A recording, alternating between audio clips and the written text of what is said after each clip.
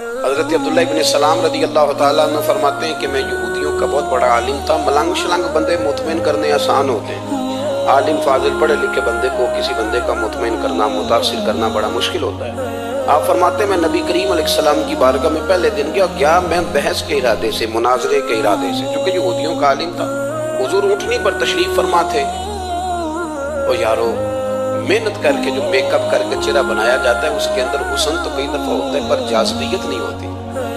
لیکن جس بابے نے کبھی میک اپ نہ کیا ہو لیکن وضو ذرا طریقے سے کرے روز، تو رنگ گورا نہ بھی ہو تو لوگ کئی دفعہ یہ نہیں کہتے رنگ گورا ہے، بلکہ لوگ کہتے ہیں چہرہ نورانی ہے۔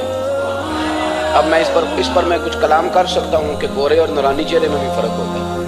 کچھ چہرے گورے ہوتے ہیں پر نورانی نہیں ہوتے، کچھ گورے نہیں ہوتے پر نورانی بڑے ہوتے ہیں، یہ الگ عنوان ہے۔ تو حضرت عبداللہ ابن سلام رضی اللہ تعالیٰ عنہ فرمانے لگے جب میں گیا تو حضور اونٹنی پر تشریف فرما تھے، کہتے ہیں سادہ وضو، اور میں دیکھ رہا تھا کہ داڑھی مبارک میں کنگھی بھی نہیں ہوئی تھی، سرکار نے سر پہ سادہ سا امامہ باندھا تھا۔ حضور اونٹنی پر بیٹھے تھے اور جس اونٹنی پر تشریف فرما تھے اس پہ کجاوا بھی کوئی نہیں تھا، لیکن کہتے دو جملے حضور کی زبان سے نکلے، دو جملے، اور میں ان جملوں کا قیدی ہو گیا۔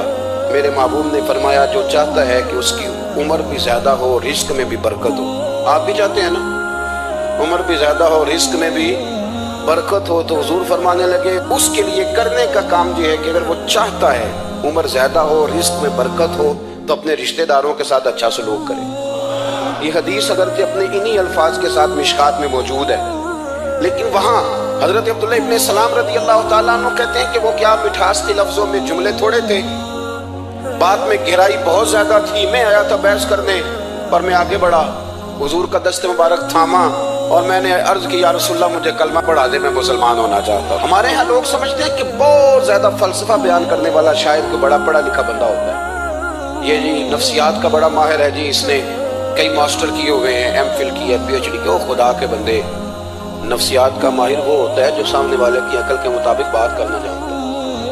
اور اگر تم کہے جی میری بات ہی بڑی مشکل ہے میں کس کو سمجھاؤں، تو آپ یہ پڑھے لکھے نہیں ہیں، آپ ابھی سمجھدار نہیں ہوئے۔ کلم الناس علی قدر عقولہم، اگر آپ پڑھے لکھے ہوتے تو لوگ آپ کی بات سمجھتے۔ میرے رسول کریم نے کبھی کوئی مشکل بات نہیں کی، کبھی کوئی فلسفہ نہیں بیان کیا، بلکہ تیری نگاہ ناز سے دونوں ہی مراد پا گئے، عقل غیاب جستجو، عشق حضور و اضطراب۔ اقبال کہتے ہیں اگر بڑا عقل مند آدمی ہوتا تھا تو حضور کی بات اس کے دل کو بھی اچھی لگتی تھی، اور اگر کوئی عشق و مستی والا آتا تھا نا کہ میں نے مست ہو کے آنا ہے تو وہ بھی میرے نبی کی باتوں سے مست ہو جایا کرتا تھا۔ دونوں تیری نگاہ ناز سے دونوں مراد پا گئے۔ تو حضور کو بات کرنے کا سلیقہ بھی بڑا شاندار آتا تھا۔ حضرت عائشہ صدیقہ رضی اللہ تعالیٰ عنہ فرماتی ہیں کہ نبی کریم صلی اللہ علیہ وسلم جب بات کرتے تھے تو اتنی دھیمی کرتے تھے، اتنی دھیرے میں کرتے تھے، میں تو چھوٹا آدمی ہوں، کسی بڑے بندے کو نصیحت بھی نہیں کر سکتا، ورنہ میں علماء سے تو نہیں لیکن جو طالب علم ہیں جن کا خیال ہے کہ شاید اور میرے پاس کچھ سیکھنے آئے ہوئے ہیں مدرسے کے، تو میں ان سے کہتا ہوں کہ وہ کیا خطابت ہوئی جس میں سامنے والے کو سمجھ ہی نہیں آئی آپ نے کیا کہا۔ آپ اتنے جوش میں چلے گئے، کہتا جی وہ میرا عشق بڑا جوان تھا، تو میں نے کہا آپ کا عشق زیادہ جوان تھا، پھر رسول پاک کی سنت سے آگے نکل گیا ہے۔ اب ٹھہر ٹھہر کے بات کریں، آپ کی بات اگر سامنے والے کی سمجھ میں نہ آئی تو اس کا معنی کیا ہوا؟ اسی طرح سے ہماری نعت خوانی کا ماحول ہوتا ہے، 6 بندے نعت پڑھ رہے ہوتے ہیں، ایک سپیکر ادھر ہوتا ہے ایک ادھر ہوتا ہے، کوئی سمجھ نہیں آتی ہے کیا کہہ رہے ہیں، اور پھر اس کے ساتھ ساتھ وہ یہ بھی مطالبہ کر رہے ہوتے ہیں کہ ہاتھ بھی کھڑے کرو جنو جنو عشق ہے۔ میں کہ نہیں کہی تھا، ویسے تو کہہ چلو پڑھ لیں، ورنہ اگر آپ ایسے ہی استاد بائی پاس والے بیچارے کو تو ہارٹ اٹیک ہو جائے گا، ہاتھ کھڑا کرے گا، ہے تو وہ بھی عاشق رسول ہی نا، لیکن یہ قسمیں نہ ڈالیں، یہ کوئی طریقہ ہی نہیں ہے، نہ کہیں دین اس کی اجازت دیتا ہے۔ ہم نے تو یہ سنا ہے کہ صحابہ کہتے ہیں جب اللہ کے حبیب گفتگو کرتے تھے تو ہم یوں بیٹھتے تھے کہ ہمارے سروں پہ پرندے بیٹھے ہو، تو حرکت بھی نہیں کرتے تھے۔ تو بہرحال جو بات عرض کرنی ہے اس پر غور کریں۔ جناب عائشہ صدیقہ کہتی ہے ٹھہر ٹھہر کے بات کرتے آہستہ، اور یہ لفظ آپ کو یاد رکھنا ہے۔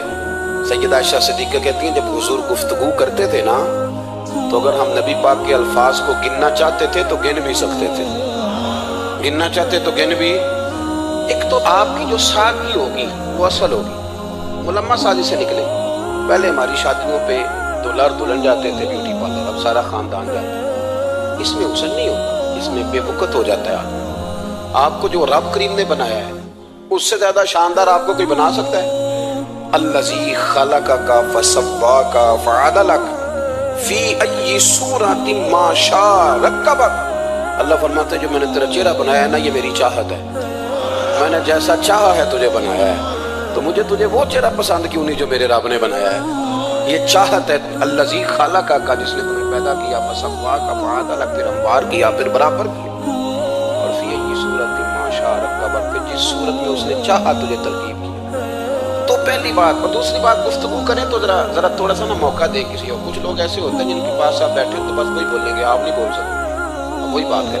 گفتگو کریں، معنی خیز کریں، اتنی باتیں نہ کریں کہ پھر آپ رہ جائیں، کم بات کریں، اور جتنی کریں وہ وزنی کریں، تاکہ آپ کی بات کا ایک خاص حجم ہو، ایک وقار ہو۔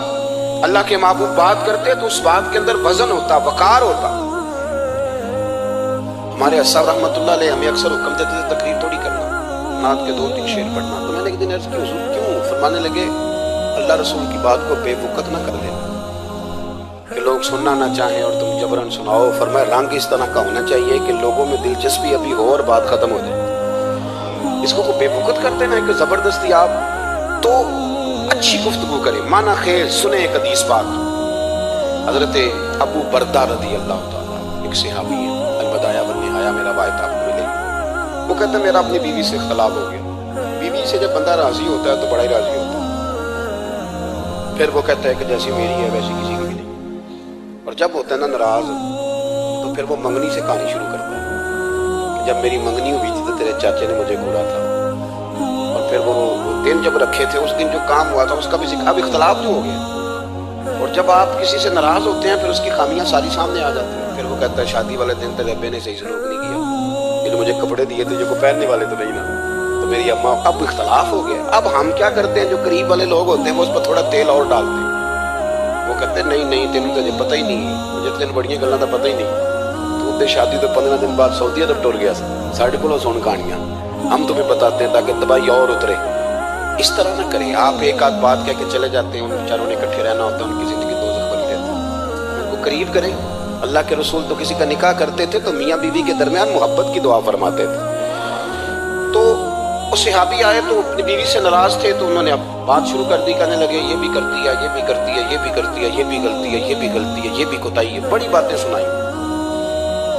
اللہ نے کان کتنے دیے اور زبان، اس کا مطلب ہے سنگل بولنا چاہیے اور ڈبل سننا چاہیے۔ آپ جتنا بولتے ہیں اس سے ڈبل سننے کا مزاج بنائیں، کیونکہ کان اللہ نے 2 دی اور زبان سنگل بولیں اور ڈبل سنیں۔ حضور سنتے رہے، بلکہ حضرت ابو بردہ رضی اللہ تعالیٰ عنہ کہتے ہیں میرے محبوب نے نا تکیہ منگا لیا، ٹیک لگا لی۔ کئی لوگ کہتے ہیں نا جی ڈاکٹر نے میری بات تو پوری سنی کوئی نہیں، تو جب تک پوری سنی نہ جائے بات بندوں کو تسلی نہیں ہوتی۔ پورا وقت دیا۔ وہ کہتے ہیں جتنا میرے اندر غبار تھا سارا میں نے نکالا، اور میں نے ثابت کر دیا کہ میری بیوی میں یہ بھی کمزوری ہے، یہ بھی کمزوری ہے، یہ بھی کمزوری ہے۔ کہتے ہیں جب میں تھک گیا نا باتیں کر کر کے اور باتیں ختم ہو گئی تو حضور ہلکا سا مسکرائے، پھر پہلی نظر ہی لوٹ لے ماہی تیرے ہار شگارا۔ کہتے ہیں حضور ہلکا سا مسکرائے زیر لب اور فرمانے لگے کہ تیری بات ختم ہو گئی ہے تو ایک میں بھی کر لوں۔ تو نبی کریم صلی اللہ تعالیٰ علیہ وسلم فرمانے لگے صرف ایک بات کا جواب دے، صرف ایک، تیرے آگے ہیں یوں دبے لچے فصحا عرب کے بڑے بڑے، کوئی جان منہ میں زبان نہیں بلکہ جسم میں جان نہیں۔ حضور فرمانے لگے یہ بتا کہ تیری بیوی میں ساریاں خامیاں ہی ہیں کہ کوئی خوبی بھی ہے؟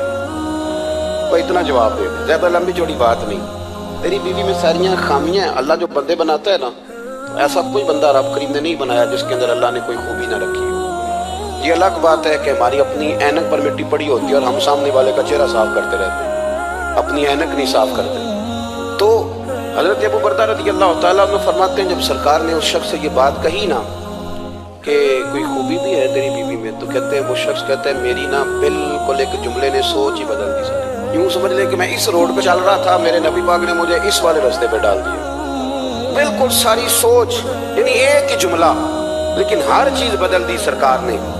حضور فرمانے لگے کوئی خوبی بھی ہے؟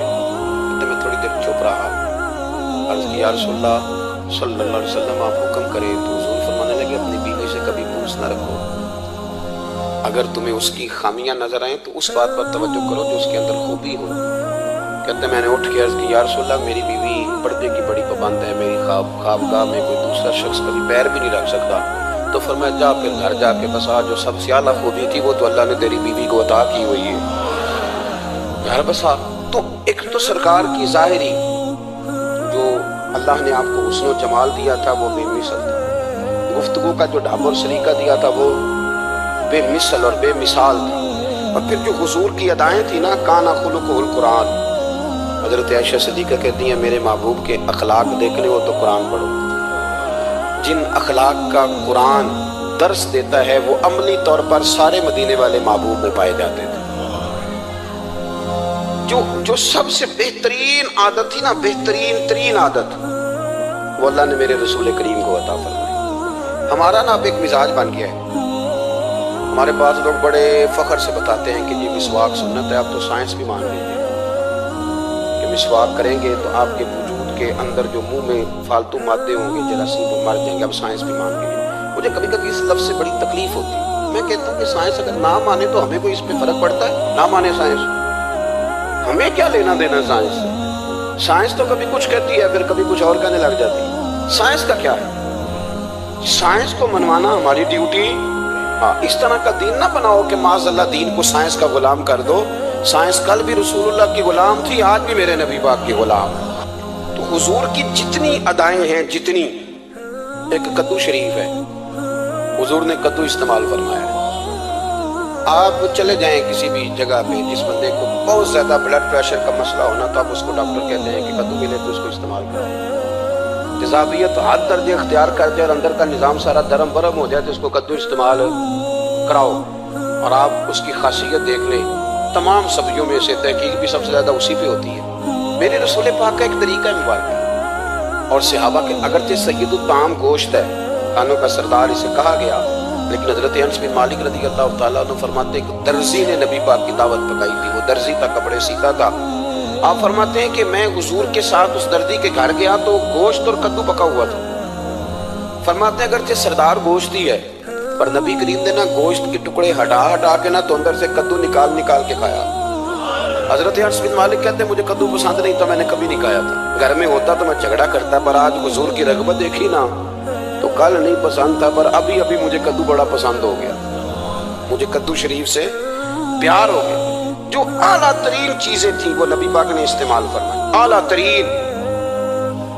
زیتون کی افادیت کبھی کم ہوئی ہے 1400 سالوں میں؟ کبھی کسی نے کہا ہو کہ زیتون استعمال نہ کرو؟ کبھی اس کی افادیت میں کہ امامہ میرے نبی پاک کی سنت ہے، سارے پڑھیے صلی اللہ ہو، حضور کی سنت ہے نا یہ۔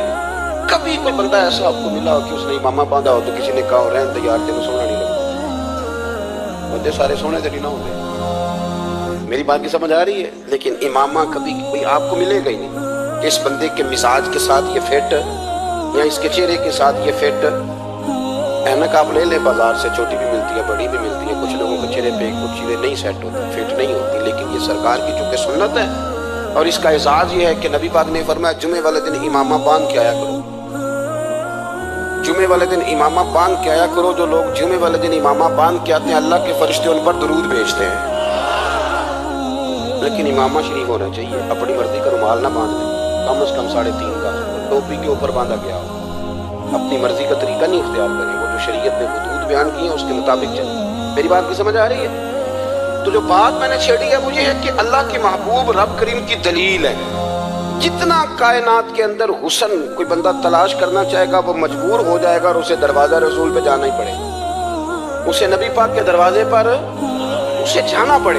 ہم کوشش بڑی کرتی ہیں سونے لگنے کی، بڑے بڑے لوگ روپ دھارتے ہیں بیچارے، بڑا کچھ کرتے ہیں، لیکن آپ کو لوگ سونا کہیں گے، نورانی نہیں کہیں گے۔ مجھے بڑی کر لیں، داڑھی روز بنائیں بے شک، لیکن فطرت داڑھی ہے، حسن ناراض ہو گیا، اور داڑھی بڑی سمجھدار ہے، کبھی عورت کے منہ پہ نہیں آتی مرد کے منہ پہ ہے، مرد کے منہ پہ داڑھی آتی۔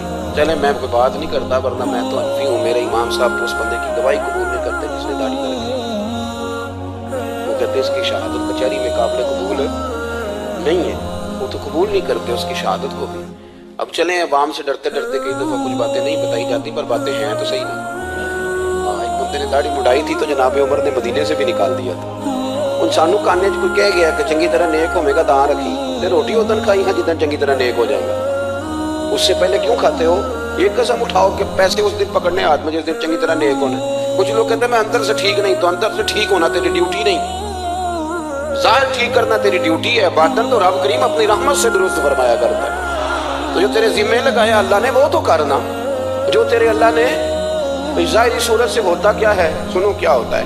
مولانا رومی نے لکھا ہے حضرت موسیٰ علیہ السلام کے زمانے مبارکہ میں ایک شخص تھا تو حضرت موسیٰ علیہ السلام کی نقلیں اتارتا تھا. آپ کی طرح لمبا کرتا پہنتا تھا, ہاتھ میں چھڑی پکڑتا تھا, تھوڑا غصے سے بولتا تھا, معاذ اللہ نقل اتارتا تھا. جناب موسیٰ کلیم اللہ علیہ السلام کی قوم کا جب غلبہ ہوا تو انہوں نے نکال دیا اس کو. تو نقلیں اتارتا ہے, وہ نکل گیا, شہر سے باہر نکال دیا. حضرت موسیٰ کلیم کہتے ہیں میں ایک دن کوہ طور پہ گیا ہوا تھا.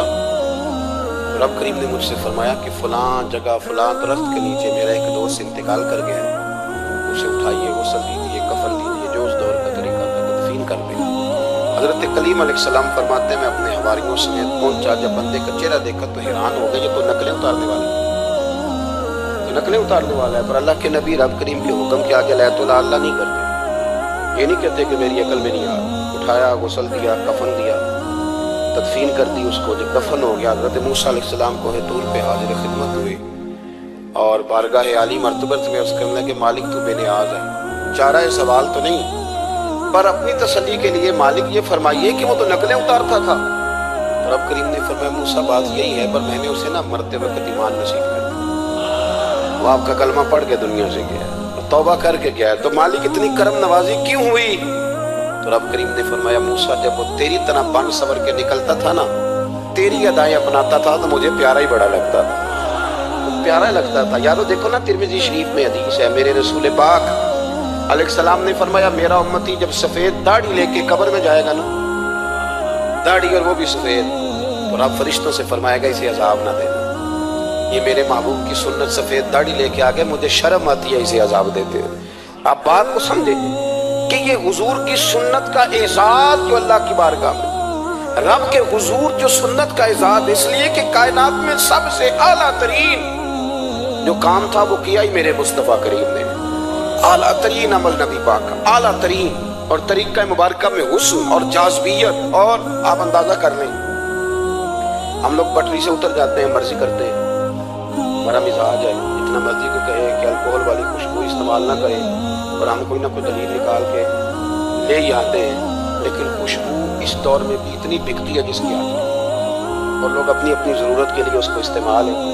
ان 1400 سالوں میں 1450 سالوں میں ایک دفعہ بھی ایسا نہیں ہوا کہ یہ کاروبار کہیں ٹھنڈا ہوا ہو.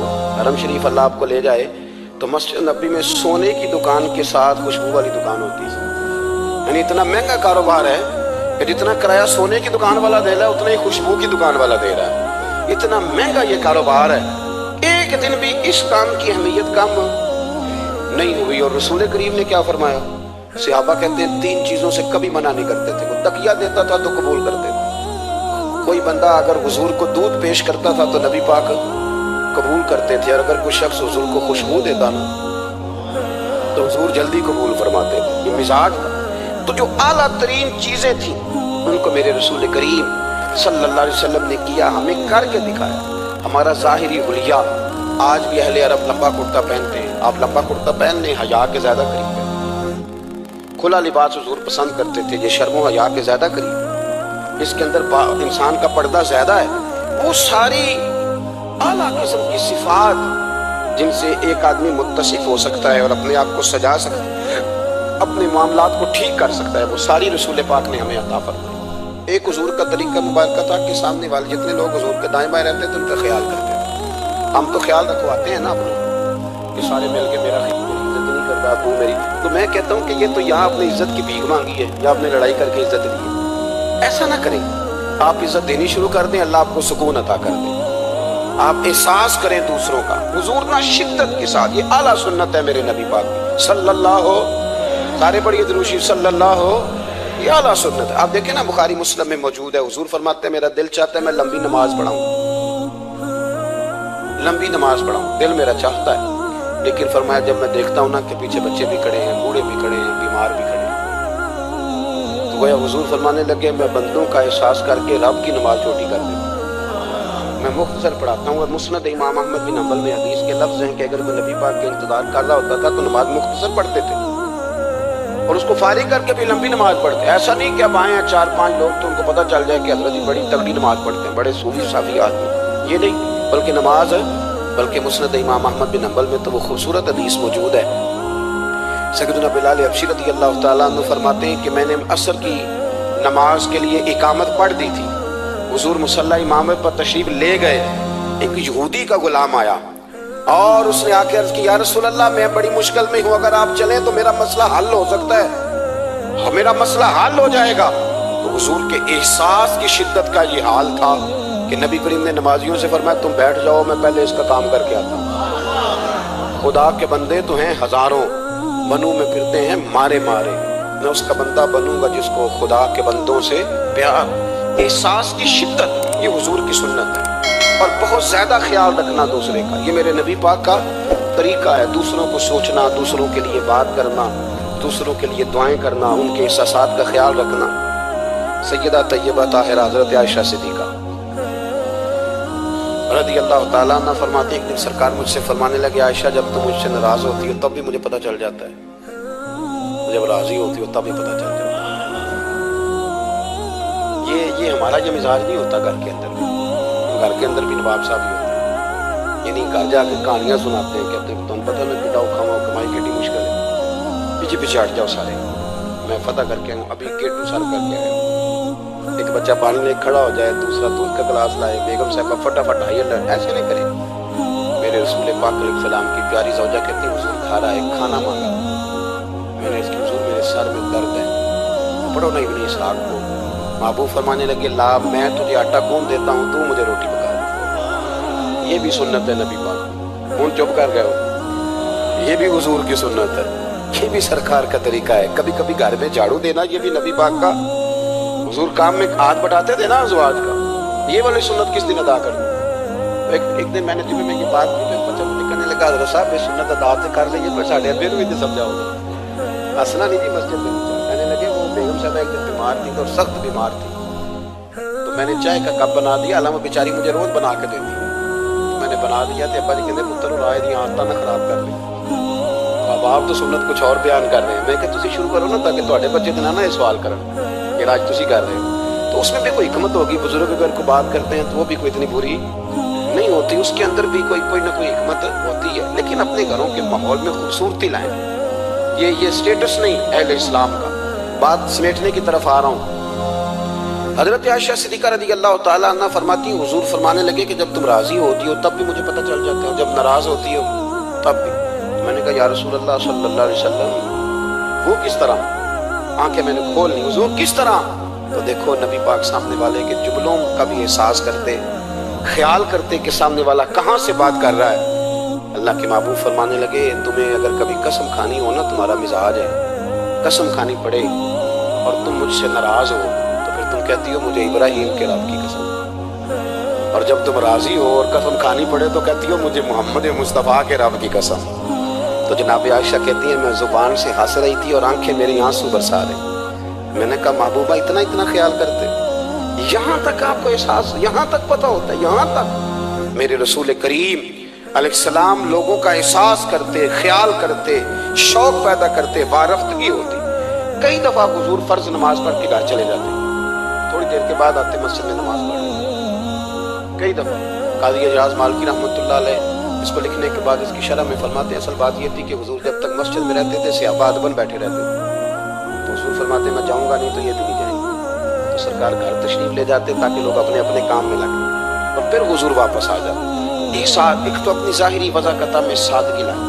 ہماری بہت ساری مشکلات کی اصل وجہ یہ ہے کہ تکلف بڑا بڑھ گیا, بڑا تکلف بڑھ گیا. ہم کوشش کرتے دوسروں کے برابر جانے کی, ہمیں کیا ضرورت پڑی ہے دنیا سے مقابلہ کرنے. ہم نے تو اللہ رسول کی رضا کے اندر رہنا ہے, اور دنیا میں سب سے بہترین شخص وہ ہے جس کے پاس مال تو ہے پر لالچ کوئی نہیں. اپنے آپ کو پیچھے لائیں. دوسری بات یہ کہ اپنی گفتگو بڑی صاف ستھری کریں, سادی کریں, اس کے اندر کوئی تکلف نہ برپا کریں, بات سامنے والے کی عقل کے مطابق کریں. اور تیسری بات یہ کہ اپنی عادات میں, اٹھنے بیٹھنے میں, چلنے پھرنے میں اپنا تھوڑا سا خیال کریں. اور ایک بات اور آپ کو عرض کروں, یہ آپ کو زیادہ دیر محنت نہیں کرنی پڑے گی. اگر تھوڑا سا وقت آئے اپنے آپ کو دے دینا. اقبال کہتے ہیں اپنے من میں ڈوب کر باجا سراغ زندگی، چل تو اگر میرا نہیں بنتا نہ بن، اپنا تو بن، اپنا تو بن۔